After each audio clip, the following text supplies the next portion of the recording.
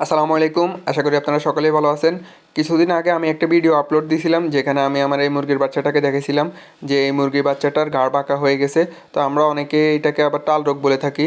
তো ভিডিওতে বলছিলাম যে আমি মুরগিটার ট্রিটমেন্ট দিতেছি, মুরগিটা যদি সুস্থ হয় তাহলে ওইটার একটা ভিডিও আপলোড দিব। তো আলহামদুলিল্লাহ আমি মুরগিটাকে ট্রিটমেন্ট দিছি এবং মুরগিটা সম্পূর্ণ সুস্থ হয়েছে। তো আমি মুরগিটাকে কিভাবে ট্রিটমেন্ট দিছি তার সম্পূর্ণ প্রসেসটা আজকের ভিডিওতে তুলে ধরবো। এই সমস্যাটা দেখা দেয় যখন মুরগির শরীরে ভিটামিন বি1 এবং বি2 এর অভাব দেখা দেয়, তখনই মুরগির এই সমস্যাটা সৃষ্টি হয়।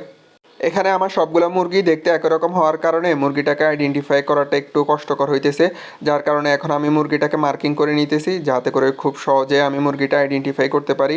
কারণ দেখা যায় মুরগিটাকে 1-2 দিন ট্রিটমেন্ট দেওয়ার পরে ও স্বাভাবিক হয়ে যাবে, তখনও ওকে আইডেন্টিফাই করা আমার পক্ষে কষ্টকর হবে।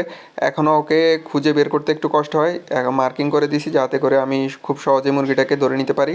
তো এখন আমি মুরগিটাকে যে ওষুধটা ব্যবহার করব ওটা হচ্ছে হিউম্যান ড্রাগস, এই নিউরোবি।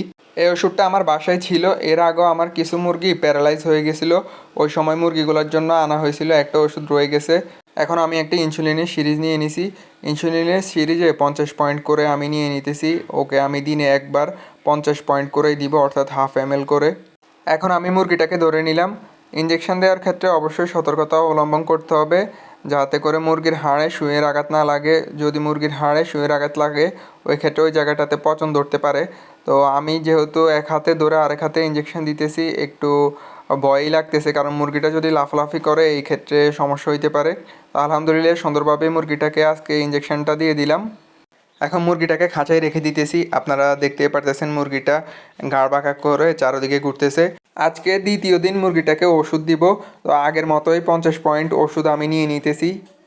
এখন মুরগিটাকে ধরে নিতেছি। আপনারা যারা এই ভিডিওটা দেখতেছেন অবশ্যই মাশাআল্লাহ বলবেন। আলহামদুলিল্লাহ মুরগিটা আগের চেয়ে অনেক ইমপ্রুভ হয়েছে। মুরগিটাকে শুধুমাত্র একবার ইঞ্জেকশন দিয়েছিলাম কালকে। আলহামদুলিল্লাহ আজকে যে মুরগিটার ঘাড়ও সোজা হয়ে আসছে এবং কি মুরগিটা সুন্দরভাবে হাঁটতে পারতেছে। এখন মুরগিটাকে আজকে দ্বিতীয় দিনের মতো ইঞ্জেকশনটা দিয়ে দিতেছি। আলহামদুলিল্লাহ আমার মুরগিটাকে শুধুমাত্র আমার ইঞ্জেকশনই দেওয়া লাগতো, ওকে হ্যান্ড ফিড করানো লাগতো না। আলহামদুলিল্লাহ মুরগিটা নিজে নিজেই খাবার পানি খাইতো। তো আপনারা যদি কখনো এরকম সমস্যার সম্মুখীন হন, ওই ক্ষেত্রে মুরগি যদি খাবার না খায় ওই ক্ষেত্রে হ্যান্ড ফিড করতে হবে, কারণ মুরগির পেটে খাবার না থাকলে ওই মুরগি রিকভার করবে না।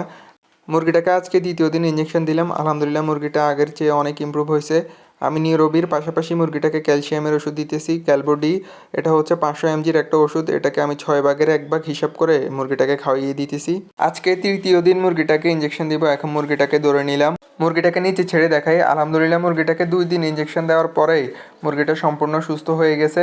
আলহামদুলিল্লাহ এখন মুরগিটা দেখে কোনো বোঝার উপায় নাই যে 2 দিন আগে মুরগিটার কী অবস্থা ছিল। মুরগিটা তখন হাঁটতেও পারতো না, ঠিকমতো মাথাটাও সোজা করে রাখতে পারতো না।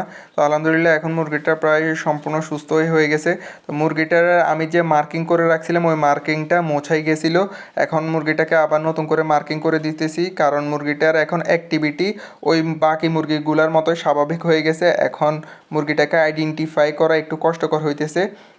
মুরগিটাকে টোটাল আমি 5 দিন নিউরোবিটা ইনজেক্ট করছি, যদিও 3 দিনেরটা ভিডিও করা হয়েছে, বাকি 2 দিনেরটা ভিডিও করতে পারি নাই। তো ভিউয়ার্স আজ এ পর্যন্তই, দেখা হচ্ছে পরবর্তী ভিডিওতে। ভিডিওটি ভালো লেগে থাকলে অবশ্যই ইউটিউব চ্যানেলটি সাবস্ক্রাইব এবং ফেসবুক পেজটি ফলো দিয়ে আমাদের সাথেই থাকবেন। আল্লাহ হাফেজ, আসসালামু আলাইকুম।